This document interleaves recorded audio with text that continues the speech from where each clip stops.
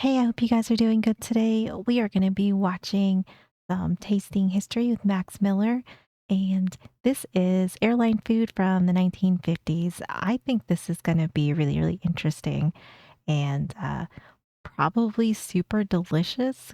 I just think stuff probably just tasted better back then, so I think this is going to be a really good one. If you do get a chance, I'd appreciate if you can leave a like and subscribe. It helps me out a bunch, and I will have Max's video linked in my description below, so be sure to go and give him lots of support. He makes awesome, awesome videos. All right, let's check out this airline food history.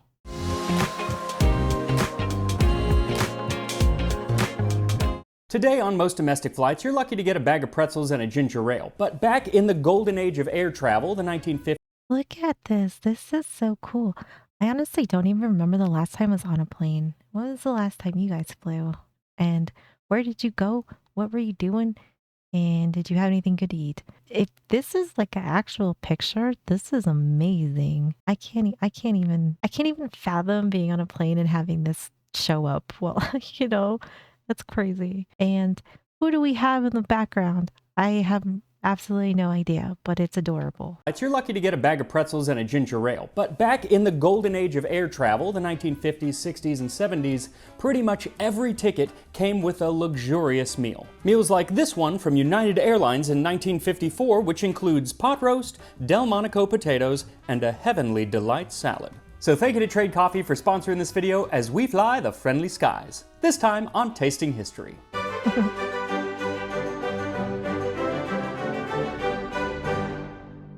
So based on the age of most of my audience, I'm going to guess that you didn't get to fly during the golden age of air travel. Neither did I. I'm not quite that old, but I did get to be around for some of the vestiges of the golden age, like getting to go into the cockpit as a kid and have the wings put on me by the pilot himself. But when it came to food, I wasn't around for any of the good stuff. It was always just peanuts and Coke. And frankly, That's true. I'm definitely not old enough for that either. So finally something I'm not old enough for.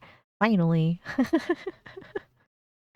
But yeah, I do remember just having snacks like a soda and pretzels or something. came to food, I wasn't around for any of the good stuff. It was always just peanuts and Coke. And frankly, it's probably a good thing because the quality of airline food when I was a kid was not great. But that was not That is true too. I remember being on maybe a few couple flights maybe that you actually got a meal and it was questionable. always the case because like in the 1950s and 60s, airlines prided themselves on the quality of food that they were serving. That's because during the time prices of tickets were regulated, so they couldn't compete on price, so they had to compete in other ways, basically how to make the flight actually more pleasant for the passengers, and one big thing was food. And Imagine that everybody had to have like the same plane ticket price because look at it now. It is outrageous sometimes. today I can actually travel back in time and try some of that luxurious food with this. This is a cookbook that was put out in 1954 by United Airlines. It's Oh, called wow. Favorite Recipes of Mainliner Chefs. And today I've chosen 3 dishes from this book so I can create an entire meal that would have been served on an airplane in 1954. First is a beef pot roast by Chef Emile Saltzman from the New York Flight Kitchen, then the Delmonico potatoes by Chef Marc Grugier of the Honolulu Kitchen, and finally the Heavenly Delight salad by Chef Edward Gerber of the Washington, D.C. Flight Kitchen. And the I want to know what these potatoes are. All right, let's see here. We got potatoes, pimientos, Parmesan cheese, oh, I think this is gonna be good. This is gonna be good. by Chef Marc Grugier of the Honolulu Kitchen, and finally the Heavenly Delight salad by Chef Edward Okay, so this one has tart apples, marshmallows, maraschino cherries, lemon, whipping cream, and mayonnaise and honey. I don't know. I I've never. Is this like what is it? Ambrosia salad? Is that what it's like inspired by? Because that kind of was never a banger for me. Gerber of the Washington, D.C. Flight Kitchen. And the flight kitchen is where they would actually prepare the food before they would put it on the plane just before takeoff. Now, the second two recipes are pretty simple, but the first recipe has a lot of ingredients. So for the pot roast, what you're gonna need is 2.5 pounds of beef chuck or round, 1 pound of veal bones. Finding veal bones is quite the struggle, so just use beef bones. 2 cups of beef stock, 2 medium onions quartered, 6 ounces of tomato paste, 2 bay leaves, 1 sprig of parsley, 1 cup of diced carrots, a half cup diced celery, 6 whole cloves, 10 whole peppercorns, 2 teaspoons of minced garlic, 2 tablespoons of butter or other fat, 1 cup of dry red wine, and then some flour and salt and pepper to taste. And as always, I'm gonna have these recipes all up on the Tasting History website with metrics so you can follow along at home. So first, Chef Emile has you season the meat with plenty of salt and pepper.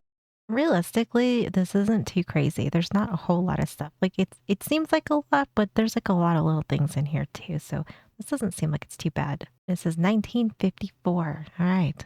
So you can follow along at home. So first, Chef Emile has you season the meat with plenty of salt and pepper and then dredge it in flour. Then melt the butter in a large pot and then add the meat and the marrow bones and let the meat sear for several minutes on one side and then flip it over and let it get some color on the other. Once it's lightly browned all over, add in the onions, celery, carrots, parsley, whole cloves, bay leaves, and peppercorns and let it cook for about 15 minutes. Then add the garlic, stock, tomato paste, and the wine, and then stir everything together and let it come to a simmer. Then put the lid on and let it cook at a simmer for about 2 hours or until the meat is just falling apart. And That looks delicious. Oh my gosh. Oh, this is gonna be a good one.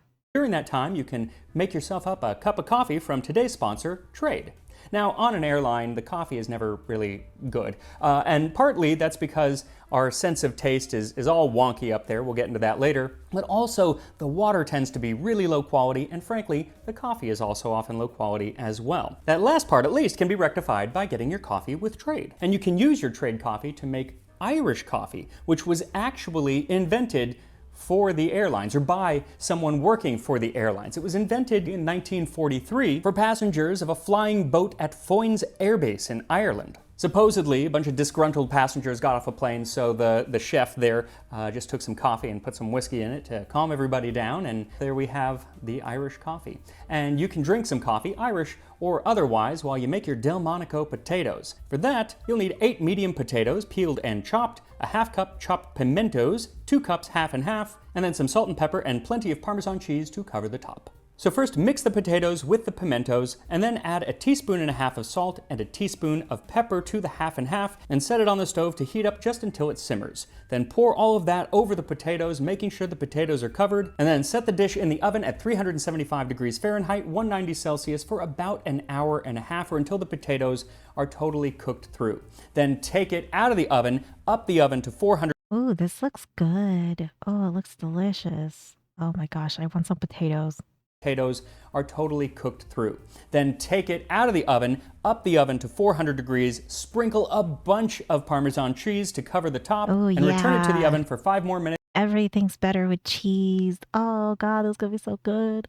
Sprinkle a bunch of Parmesan cheese to cover the top, and return it to the oven for 5 more minutes or until the top is melted and lightly browned. Now before Delicious. It looks so good. Oh, this is gonna be such a good meal. we make our Heavenly Delight salad, which really stretches the definition of a salad, make sure you subscribe to Tasting History, hit that like button, it really helps the channel, and let's talk about the history of airline food.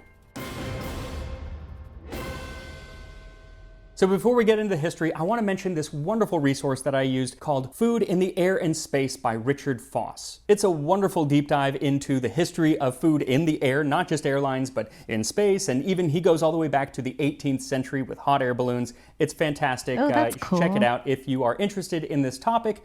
I am not going all the way back to the 18th century. I am starting just after World War I in 1919, where on October 11th, the first meal on a commercial airline was served during a Handley Page flight from Paris to London. This was a prepackaged lunchbox with a sandwich and a piece of fruit, and just like Spirit Airlines today, food was not included in the price of the ticket, so you had to shell out 3 shillings for this cold lunch.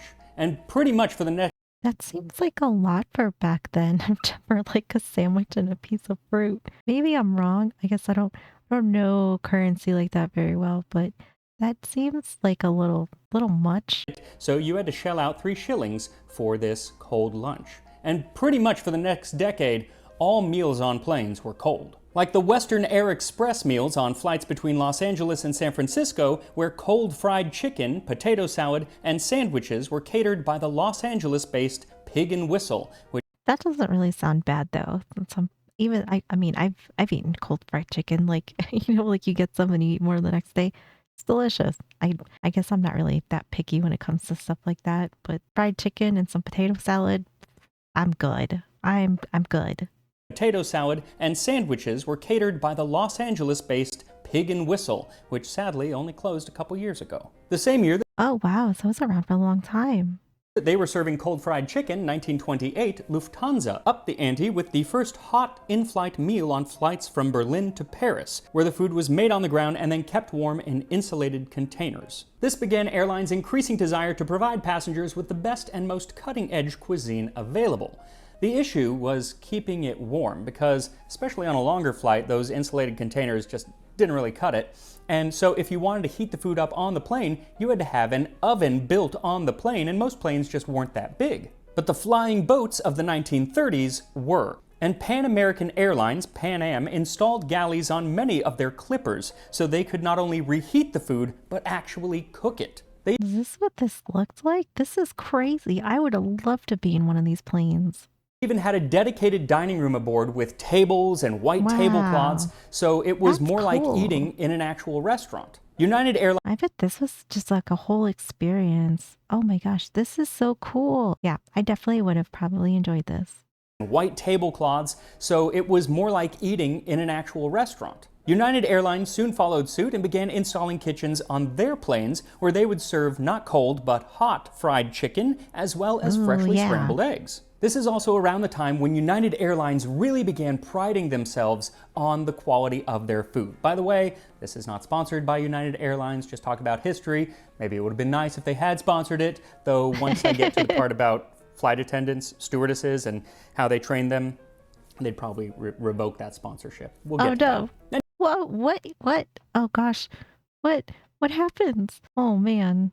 And how they train them, they'd probably revoke that sponsorship. We'll get to that. Anyway, United made a huge leap forward in the quality of airline food in 1936 when in Oakland, California, they opened up their first flight kitchen. They hired top chefs to design a menu worthy of a wonderful luxury restaurant on the ground, but with the idea that these dishes could be served in the air. Far more elaborate dishes could be made this way by preparing them on the ground rather than in the air, and that is what they called their mainliner cuisine, and that is actually Mainliner cuisine. I like it. That's cool.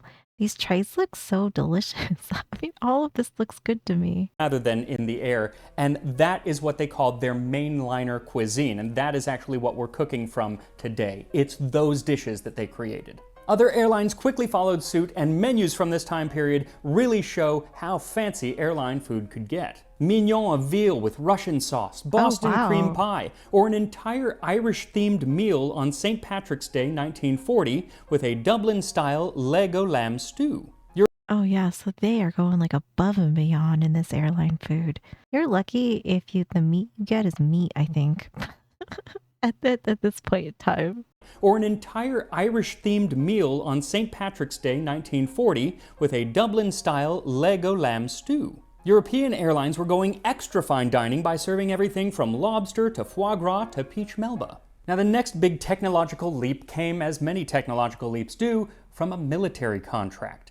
During World War II, William Maxon, or rather his company, developed several inventions for the US military. In addition to the Maxon multiple gun mount, which airlines never seem to have adopted, his company developed the Maxon whirlwind oven, which by circulating the air in the oven would heat things more evenly and much quicker. This That's really smart. Well, we got a lot of smart cookies in history. circulating the air in the oven would heat things more evenly and much quicker. This was essentially the first convection oven, and it was designed to fit these meals called Maxon sky plates, which were served on airplanes for the Navy and the Army during the war and afterward. Then after the war, Pan American Airlines took these ovens and installed them on many of their commercial planes so that they could get rid of the full kitchen or have the food that was being brought on heated at a much quicker pace. It was also during the war that several airlines hired their first all-female flight attendant. Oh, they look beautiful. Oh, I love their uniforms. So classy. I always feel like the 50s was such a classy time. It was also during the war that several airlines hired their first all-female flight attendant crews. Now, there had been female flight attendants, or stewardesses as they were called, since 1930. But during the war, the lack of men saw the female stewardess become the standard for quite some time. In fact, in subsequent decades, many airlines refused to hire men for the job at all. And they started using the female stewardesses as a selling point to their clientele, who were mostly men, basically saying, hey, you want your food and drink served by a pretty lady. I would say it makes sense that if the majority of your clientele are men and maybe the women became the standard of like being the flight attendants or whatever, it makes sense and you're gonna do what you think sells good, right? The female stewardesses as a selling point to their clientele, who were mostly men, basically saying, hey, you want your food and drink served by a pretty lady. Now, this meant that stewardesses really had to become the ultimate service provider. Back in the 30s and even the early 40s, you actually had to be a registered nurse to become a flight attendant, but by the 50s, Wow, that is quite the credentials that you have to be a flight attendant, though it actually doesn't sound like a bad idea either. Maybe we should go back to that. 40s, you actually had to be a registered nurse to become a flight attendant, but by the 50s, the airlines were doing all of that training themselves. As can be seen in this one ad from United Airlines, told you we'd get back to this, Oh boy. where they boast. 2 months ago, Sherry Woodruff couldn't even balance a cup of coffee. She was friendly, intelligent, and attractive, and wanted more than anything else to be a great stewardess. Well, we're starting off with the zinger, but it just means she just improved. Oh, poor Sherry. Like, here's Sherry. She's pretty, but she can't even hold a cup of coffee right. But then she had 5.5 weeks at United's Stewardesses School.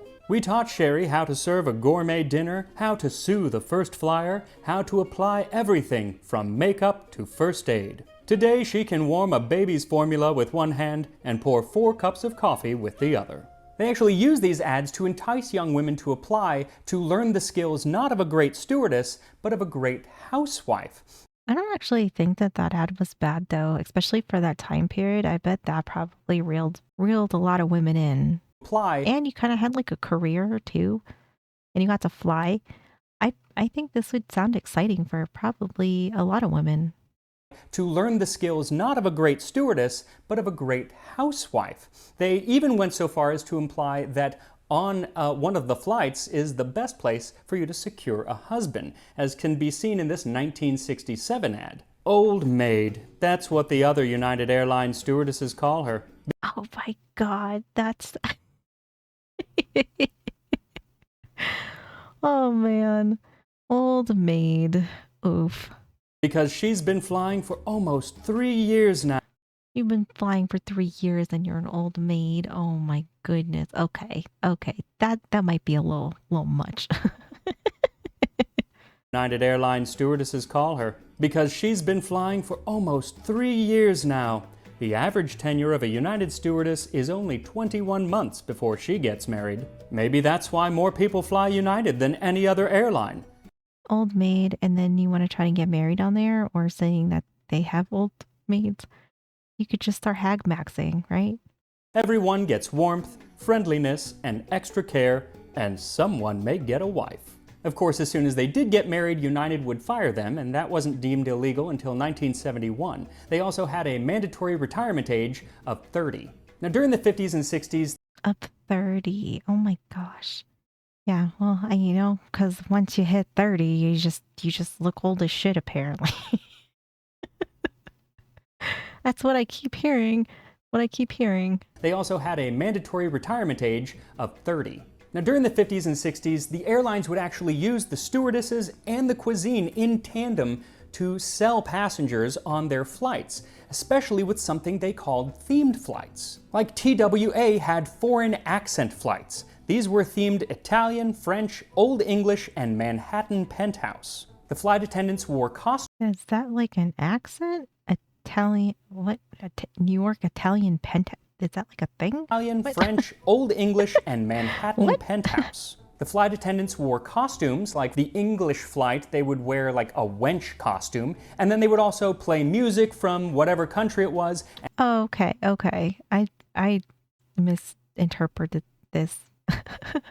It sounded different than what it actually is to me. Like a wench costume, and then they would also play music from whatever country it was, and of course the cuisine was from the country as well. Northwest Airlines really doubled down on these theme flights with something called the Fujiyama Room. On October 30th, 1955, they debuted these rooms featuring kitschy Asian decor on a number of planes. And they would serve food like shrimp, cheese, and fruit out of a pineapple with little umbrellas sticking out of it. It was sort of like Japan and tiki culture mashed up, thereby ruining both. That's probably fair too, but it kind of sounds cool though. I would love to see it. It was sort of Even if it's terrible. I still appreciate stuff that is just absolutely terrible because you got to give them a little bit of credit for the creativity. like Japan and tiki culture mashed up, thereby ruining both. Then there was Western Airlines' Hunt Breakfast flights from 1957. This was styled in the tradition of an Old English hunt breakfast, basically having breakfast out while you're hunting. And so all the food was themed that way too, but when it came to the sounds, it would be barking dogs and bugles. Now perhaps no flight married the idea of the pretty steward. That is quite the ambiance to have while you're trying to enjoy your meal. Barking dogs and fox noises and howling. I don't know what's wrong with maybe just playing some nice music while you eat. I don't know. I don't know if you needed to add that immersion for it. That probably wasn't necessary. It would be barking dogs and bugles. Now perhaps no flight married the idea of the pretty stewardess and the quality cuisine better than United Airlines executive flight, something I'm sure the company would like to forget. These flew from 1953 Like where the Mile High Club comes from. to 1970 and were men only. Women were not allowed to purchase a ticket on these flights. Aimed at the executive businessmen of New York and Chicago, these flights would take off every day at 5 p.m., flying between the two cities. And there's an ad from the time that lets you know exactly what you can expect. United Airlines invites you to fly the Chicago Executive, a club in the sky for men only. You'll enjoy the informal club-like atmosphere, smoke your pipe or cigar if you wish, and make yourself more comfortable by using the pair of slippers provided. This actually seems pretty genius though, because wasn't gentlemen clubs pretty popular then? So if you could make one with a flight, this actually would be kind of genius for them. You'll enjoy the informal club-like atmosphere, smoke your pipe or cigar if you wish, and make yourself more comfortable by using the pair of slippers provided. Enjoy congenial company in the lounge. A full-course steak dinner is table served by the two stewardesses aboard. Wow. It's a delicious meal prepared by the experienced continental chefs. This seems like a whole experience though, and very perfect for men. And you get a steak, you can smoke your pipe or cigar. I mean, this sounds pretty good. Pretty good for like a men's club. Now, it wasn't just these themed flights, but really all flights of the 1950s and 60s that tried to up their game when it came not just to food, but just luxury in general. The seats became cushier than ever, often fully reclining, or on some longer flights, there would be an entire berth with a lay-down bed like you'd expect on a train or on one of the really top luxury airlines of today. And this is when the food really became a spectacle. There was a TWA flight where they would roll a trolley down the aisle with a whole piece of roast beef where they would slice it off and you'd be served roast beef au jus right there from the aisle. That is so crazy. I would love to see this though. I would have loved to experience this. Other trolleys would include chilled seafood like lobster and crab legs. There were fresh fruit trays, salads, and charcuterie, and even a dessert cart where they would make a sundae right in front of you. Yeah, I would love this. I would love this if I had to fly. Bring that back. I agree. Bring it back. I don't even fly anymore, but bring it back. Dessert cart where they would make a sundae right in front of you. Bring that back. I'm starting a petition. Now, one of the most splendid setups for food actually came from Scandinavian Airlines, where they offered the Scandinavian country-style buffet during the late 60s, where they would carve a ham right there in the aisle. Now, while the food was getting more splendid, that doesn't actually mean it was getting better. Mm, because the flavor of the food wasn't exactly what it was on the ground. First of all, if it was made on the ground and then kept on the plane and then having to be reheated, you're essentially eating really fancy leftovers. that is a good point. That's a very, very good point. Yeah, I wonder how much of the quality dropped by the time you got it to the person. The plane and then having to be reheated, you're essentially eating really fancy leftovers. But another big thing was that we don't taste the same when we're up in an airplane. Partly it's because the real lack of humidity messes with our sense of smell. And I had no idea about that though. I didn't even realize I didn't know I had no idea this was a thing. That's kind of crazy. So then stuff just isn't going to taste as good or it'll just taste kind of like meh maybe. hence our sense of taste. So you're not tasting the food as much as you would on the ground. So they started adding a lot more salt and sugar to their recipes to compensate. But while that may have helped with the flavor of the food, there was something else coming along in airline travel that would really screw up the service, and that was the adoption of jets. Airlines began switching over to jets, which went much faster than the earlier airplanes. And this meant that the 7-course meal, often served even on domestic flights, was becoming a thing of the past, at least in economy, sometimes in first class now, I guess you get it, but even so, everything had to be sped up. The shorter service time also led to most airplanes swapping out glassware and china. That was like a whole bar. The shorter This right here. And like a bartender. This is so classy and fancy. Oh my goodness. I feel not, I guess I don't feel jealous that I missed out on this, but it's something that I definitely would have liked to experience, if that makes sense. I think this is really cool. I also think it's really cool when it seems like every time you see pictures of people flying back then, everybody's always dressed up. Like now we fly, everybody wears like pajamas, sweats, whatever, because like you should be comfortable. I would say, but it's just kind of cool to see how stuff has changed like that. And this looks like just like a whole experience.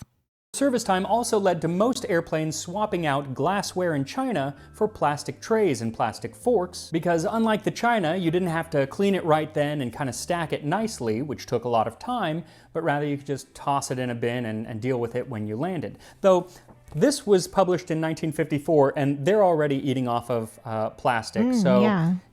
it was a gradual change. And all of these changes going on gave airline food a new reputation of being rubbery and bland. There's actually a wonderful Rubbery and bland. Those are definitely two things you don't want together. Eek. Eek. a new reputation of being rubbery and bland. There's actually a wonderful musical from 1965 called Do I Hear a Waltz? And there's a whole song about the travails of airline travel at the time, and there's part that is all about the food. The shiny stuff is tomatoes, the salad lies in a group.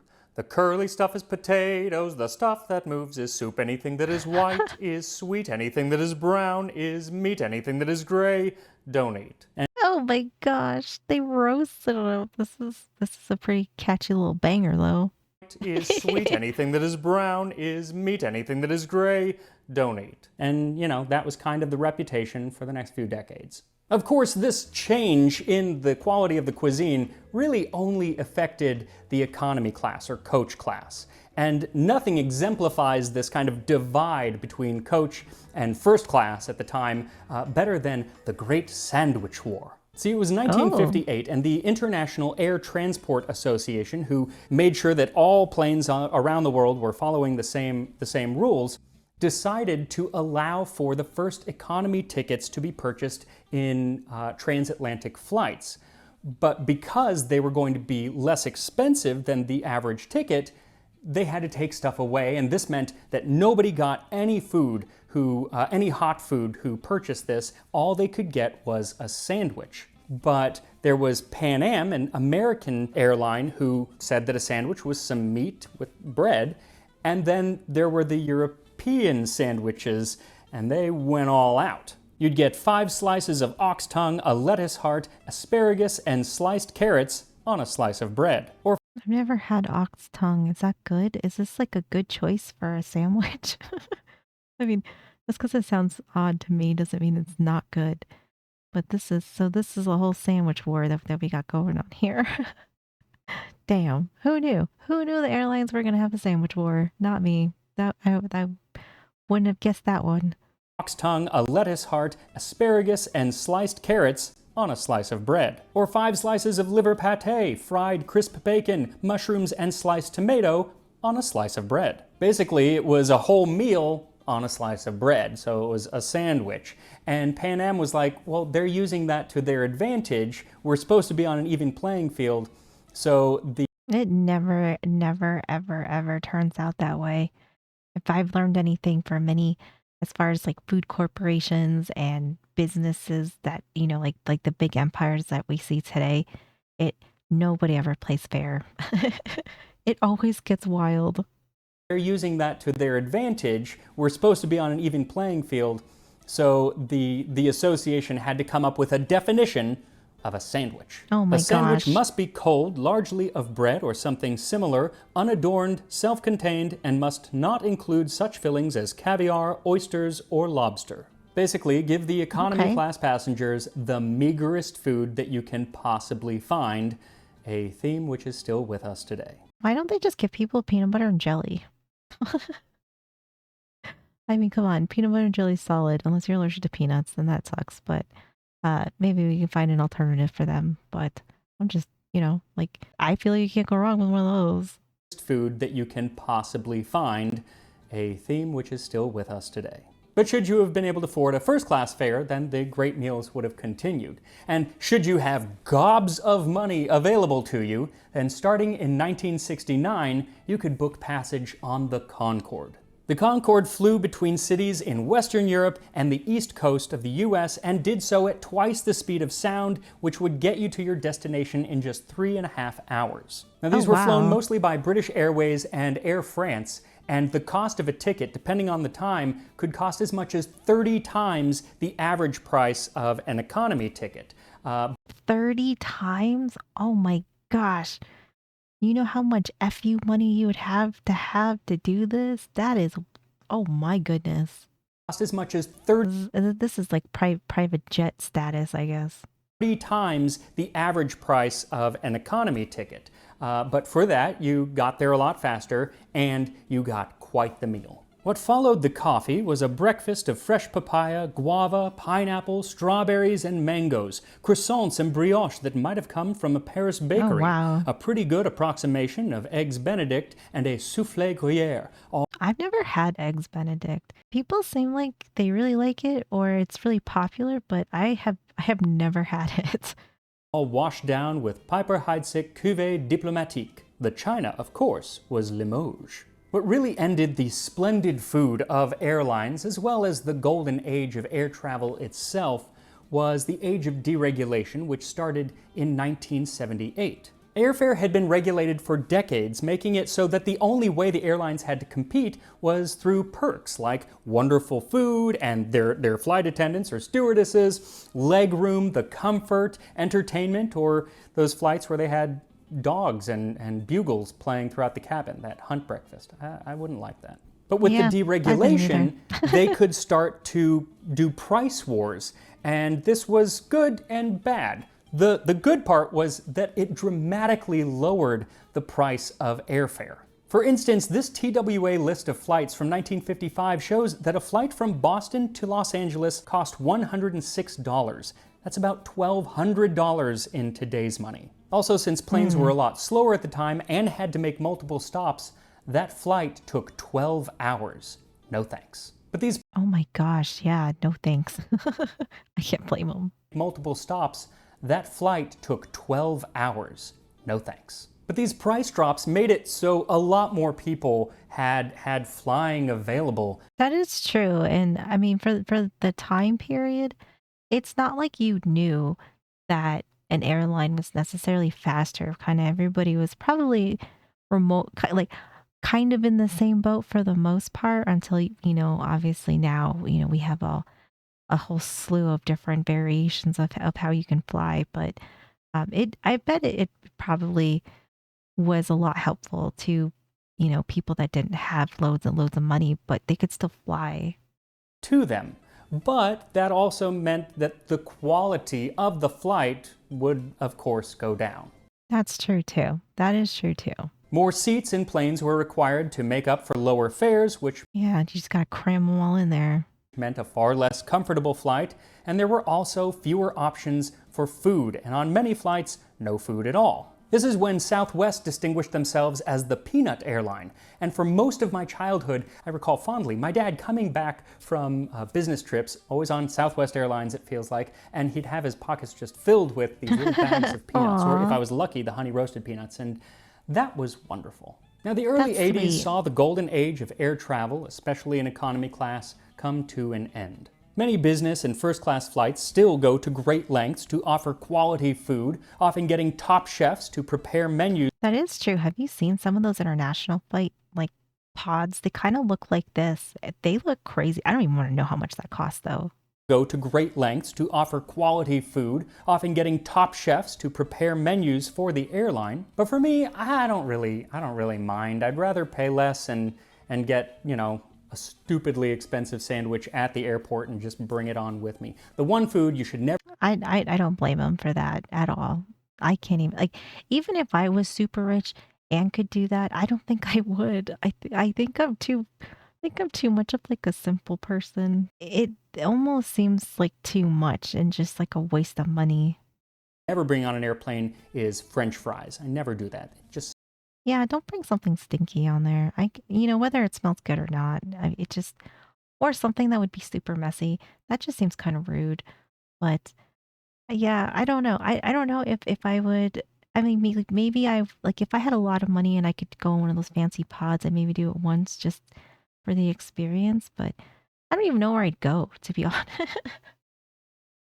Let me know if you could fly anywhere like that. Where would you go? For me, I don't know. Maybe Korea, because I'm from like I was born in Korea, so maybe I'd go there. But yeah, I don't know. It just seems like a little much. I'm like a McDonald's girl. on with me. The one food you should never bring on an airplane is French fries. I never do that. It just smells up the whole cabin. Don't do that. Though Yeah. you could bring on this pot roast because it is also smelling up the cabin, my house, but it smells really, really good. So as soon as the pot I roast bet it is cooked does. through, take it out and simmer down the liquid to Oh, about yeah. half and then strain it out and save the onions and other vegetables back to serve with the roast itself.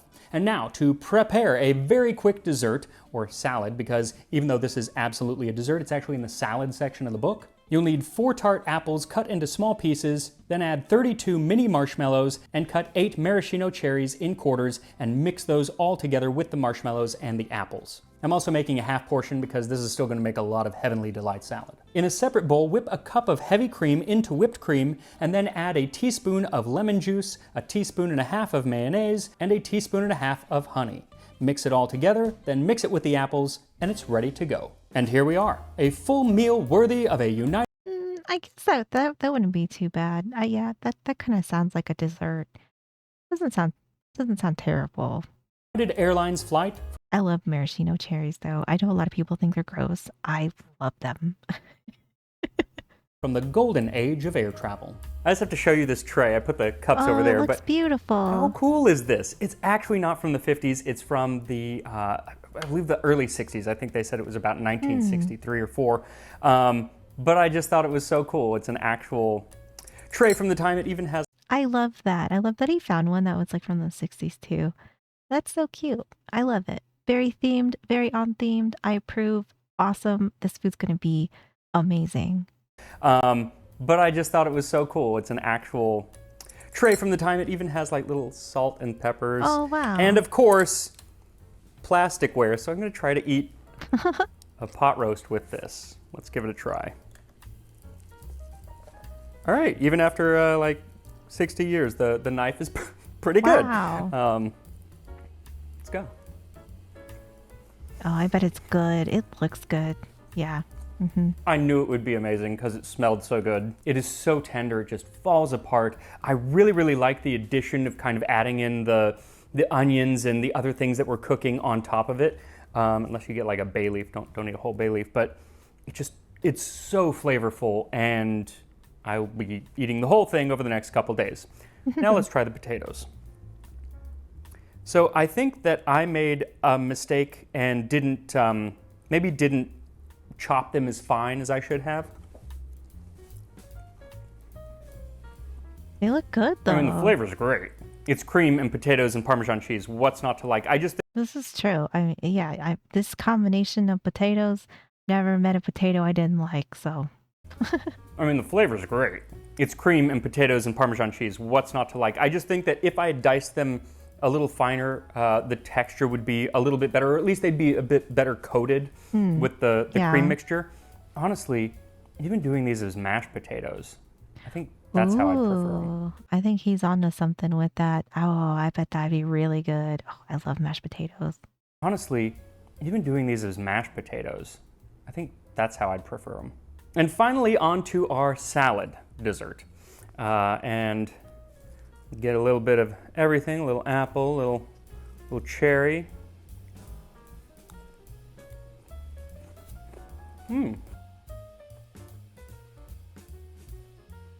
It's not as sweet as I expected. Now, the original recipe says you could actually add sugar. I wouldn't. These are tart apples, but it's not tart. It has a little zing from the apples and from the lemon juice, but it's plenty sweet. It doesn't need to be any sweeter because, I mean, there's plenty of sweet stuff in there. But it reminds me of ambrosia. See, I was on the right track. I mean, there's plenty of sweet stuff in there. Let me know if you like ambrosia salad or if you don't. Or how do you make yours if you do like it? But it reminds me of ambrosia, kind of. If you've ever had ambrosia, my Nana would once in a while make that for Easter. It's fun. It's delicious. I wouldn't call it a salad. It is definitely a dessert, but you know. So I gotta say, all three dishes, really good. Yeah, I think this was a 3 for 3 success for sure. I mean, it all looked so good. I would make all three again. I'd probably mash the potatoes, but that's the only change I would make. That pot roast is definitely going on in my repertoire of weekly or probably monthly dishes to make. And I will see you next time on Tasting History. I loved this video. This was so cool. I loved learning about the history of airlines and airline food and flight attendants. This was so cool. I really enjoyed it. I love that he got this tray from the 60s and all his food looked like it's absolutely delicious. I wish I could have eaten some. It looks good. It looks good. I might have to remember this one because maybe I'll make the potatoes and the pot roast myself too, because that would make like a really, really nice dinner for fall winter time. It seems like a very like cozy meal. I might have to bookmark this and maybe try it out. Thank you so much for hanging out with me. I really appreciate you guys being here. This was a great video. Be sure to go and give Tasting History with Max Miller a subscribe, watch his videos, all that good stuff, because I mean, these are just incredible and we always just learn so much. But that's going to do it for me. I hope you guys have a great day and I will see you in the next one.